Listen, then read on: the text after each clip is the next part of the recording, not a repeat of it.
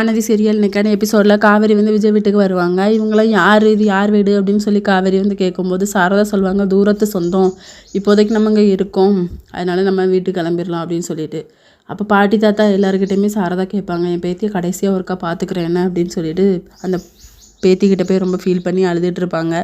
அதுக்கப்புறம் கங்கா கிட்ட வந்து காவேரி கேட்பாங்க, அக்கா நீ ஒரு கையில் ஒரு குழந்தை வச்சுருக்கே, யார் குழந்தை அப்படின்னு சொல்லி. என்னோட குழந்தை தாண்டி, நான் குமரன் மாமா கல்யாணம் பண்ணிக்கிட்டேன், மாமா வந்து ஃபாரினில் வேலை பார்க்காரு அப்படின்னு சொல்லி.